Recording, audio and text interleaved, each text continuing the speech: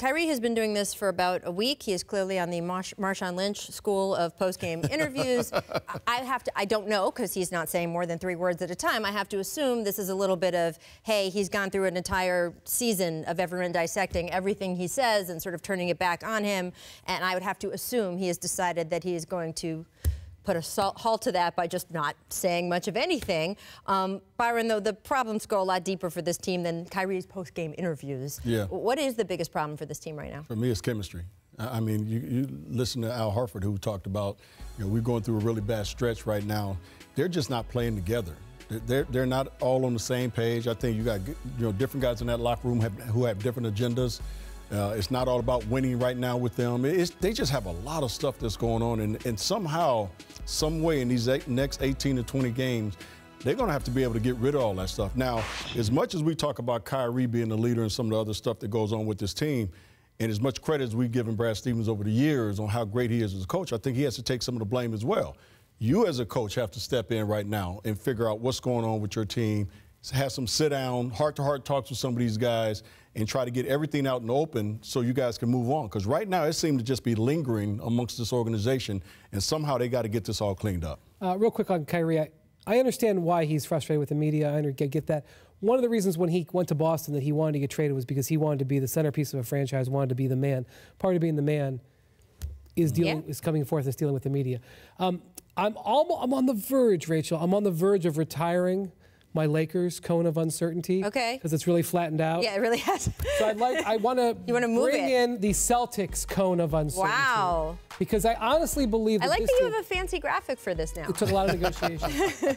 Would you say this is fancy? I honestly...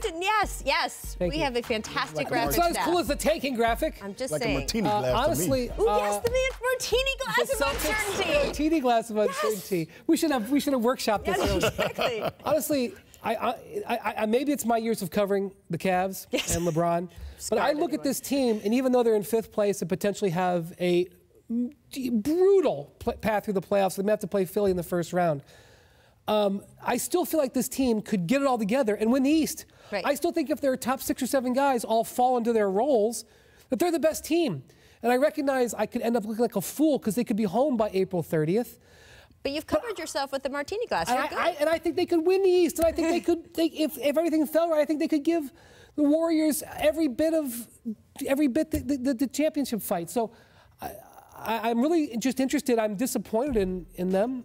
I'm disappointed. I'm sure they are too. And you're right about Brad Stevens. Some of it's on him too. Yep. Absolutely. Well, I want to look at some of the ranking rate. Celtics 6th in three-point percentage, but not recently, right? They are dead last in that number since the All-Star break. They're shooting under 28%. Their bench was 0-9 from beyond the arc. So there's a lot of places this could go. Gary Washburn from the Boston Globe put it toward Carmelo Anthony. He wrote that he thinks that Melo could help bolster their bench shooting. Meanwhile, Woj reports the Lakers have paused their talks with Melo because Lakers don't really want to add Carmelo Anthony if they are not going to. I mean, how aggressive are talks to have to be paused? Carmelo is... Not very aggressive, huh? Not very aggressive. Phrasing is everything. Do you think there's anything to the Celtics being able to use Love Carmelo? Gary Washburn. He's been covering the NBA for so long. People who don't know him, he's been around that team for decades. He used to cover the Sonics. That's how long he's been covering the league. He also was the only guy to vote for Carmelo for MVP. The 1 year LeBron came 1 vote short. So Gary Washburn is a big believer in Carmelo Anthony. This team right now is a mess with roles. The role definition, and this kind of goes to Brad Stevens.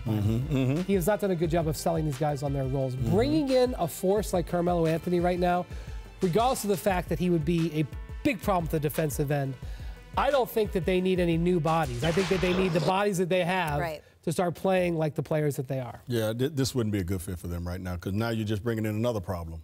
I think, like Brian said, you got to, get these guys in the locker room and try to solve the problems that you have in-house before you bring anybody else in. And I think they have enough. I agree with Brian. This is a team, and it's a lot of ifs.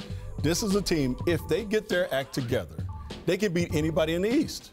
There's no doubt about it. They can beat anybody in the East. But if they go along and continue to play the way they're playing, they'll be out in the first round. Kyrie is worth his weight in gold in a postseason game. Yes. I know that can be easy to forget when he's having these weird comments off the court, but when the postseason arrives, We've seen it. He's a championship player.